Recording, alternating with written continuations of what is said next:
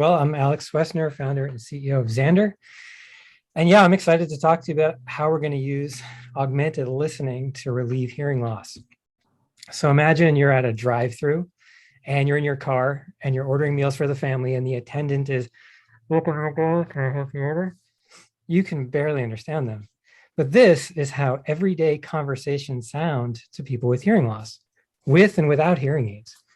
So how do we help the 48 million people in the US or the 460 million people worldwide who struggle every day with hearing loss? Businesses in the US have paid an average of $80,000 in fines for not providing accommodations for the deaf and hard of hearing. And Wells Fargo once paid a $17 million settlement. So what we believe is when people can't hear what you're saying, we can help them see what you're saying. So the first beachhead product we want to bring to market is called Caption Tablet. It's a pretty simple concept. It's real-time captions from your employee to your guest. Imagine what it costs a business to ignore and alienate 1 out of every 6 customers who walks in the door. That's basically what's happening today. The Caption Tablet will make customers more likely to purchase, return to the business, and refer their friends. It's really a no-brainer. First, it's the law. Businesses have to provide accommodations or they face federal legal action. This can benefit all guests. A portion of the screen can be used for announcements, information, promos. Will be HIPAA and FedRAMP compliant, ensuring data is private and secure. And small businesses in the US can even qualify to earn tax credits that can help cover the cost of the service because it's assistive technology. We can make a huge impact on the quality of life for people with hearing loss. Our business model will be based on a usage model for each tablet, so it's a recurring usage model of revenue. And we have a couple of good data points so far. The VA, the Veterans Administration, is very interested in what we're doing because they've already tried to solve this problem with a tablet, but they couldn't find a platform that met their privacy and security requirements, and we can. There are over 1,200 VA clinics nationwide that are serving our veterans. We also have a warm lead with Chase National Bank. They have over 5,000 branches nationwide. Our special sauce, we're really just combining great technologies, the tablet selection, choosing the microphones for the right properties, building this as an appliance, tuning the microphones for the acoustic environment, applying noise reduction to improve the accuracy, and guaranteeing privacy. We have a working prototype. We've got early validation. We have a team ready to go. We need the funding to build the software, start closing sales, and continue to iterate. The next product after that is caption glasses. This would empower people wherever they go. It's real-time captions in augmented reality smart glasses. We already have a working prototype. We have really strong customer validation, and we are equally excited about making this a reality. Our team here is built on passion and experience, and we're eager to get to market. So I am happy to take some questions and looking forward to connecting for more. Thanks for sharing that. I never would have guessed this was such a big problem. I figured hearing aids would solve this problem. Hearing aids alone is a massive market, but A, some people don't wear them, or B, people like my father-in-law don't wear them well enough. And this is definitely a major problem. Where do you see your big challenges in rolling this out? Is this a big B2B sales play? How do you turn this into something that kind of becomes the standard? Well, it's surprising that this doesn't already exist. But I think the big hurdles that we're seeing is if you look at where the biggest need are, it happens to be in the industries that are harder to get into. So it's financial services and healthcare and government, and there's a very strict privacy and security requirement. So I think that's actually the biggest hurdle for getting the B2B tablet in market. Our strategy for the glasses is actually to start with audiologists and people who take care of people with hearing loss. And what we've heard from audiologists is they would actually love to have a pair in the office when someone comes in and they need help. They put on the pair of glasses, they have the conversation with people, and then they say, "Hey, these are really cool. Can I get them for myself?" And then the audiologist can then dispense a pair for their patients. So it's like a B2B model, but then also a way for them to sell and make money on these as well. So that's how we plan to get to market with both of these. One question I would have for especially for the glasses, it makes sense much more with the tablet in the context of you're at a pharmacy or somewhere. how do I prevent the world from becoming horrible because I see everything that I'm hearing right in front of me? And then it's just like an endless loop. Yeah. Well, I think the glasses, what we found, it's meant to be kind of situational. People aren't going to wear these all day. They just need them when they're having a conversation.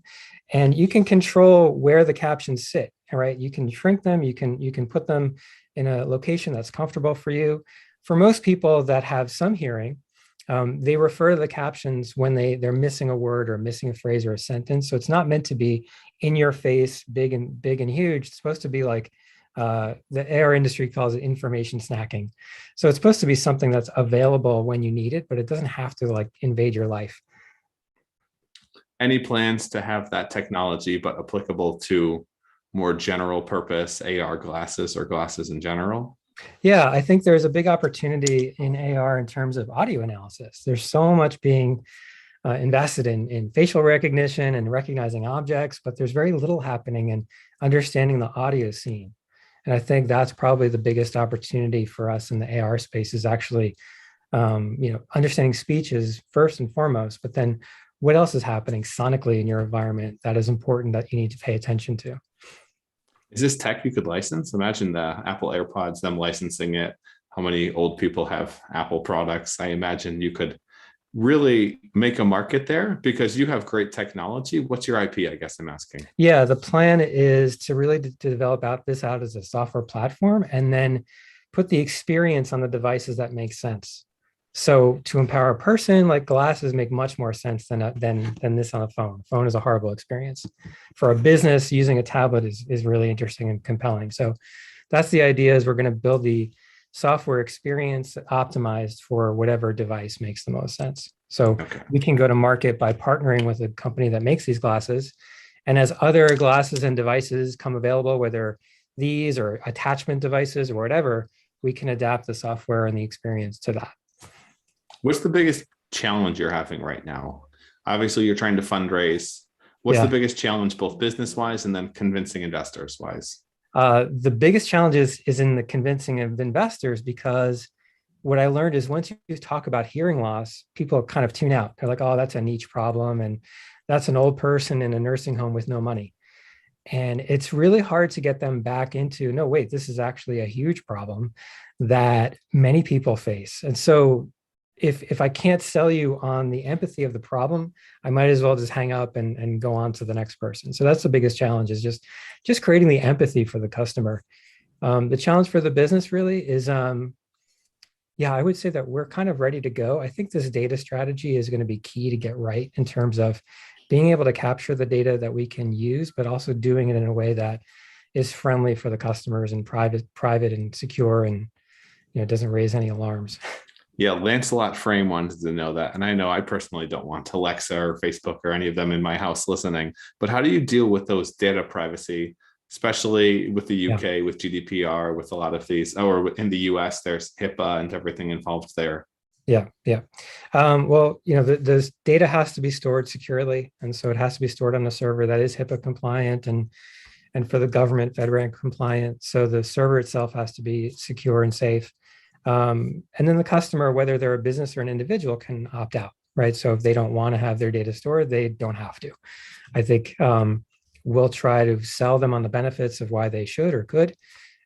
We toyed around with playing with different pricing models. I'm not super keen on that, but you could, charge more for privacy or charge or give a discount if we can use data for performance optimizations. I'm not sure how that'll play out, but that would be a way to incentivize for customers to share. We can provide services on top of the data that they provide, especially for businesses.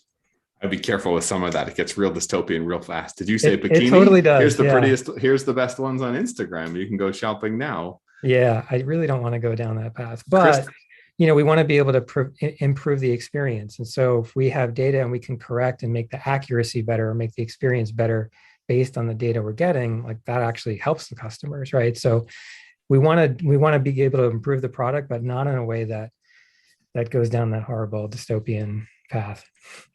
Kristen had a phenomenal question as well as the applications when it comes to language translation services. Yes, I hear that. I hear that a lot. I have to look up what the market is.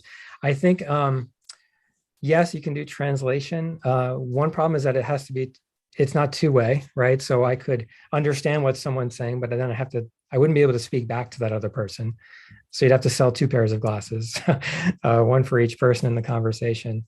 The other is that I found that the pain is not really deep enough. I mean, with hearing loss, people spend thousands of dollars on hearing aids that aren't working because they can't hear anything. I think the pain or the problem in the translation market may not be worth spending $1,000, $1,500, $2,000 on a fancy pair of glasses. That's what I'm seeing right now in our early testing. Unless your app integrated automatically with Apple's glasses and they already had the glasses, then suddenly you're looking at something.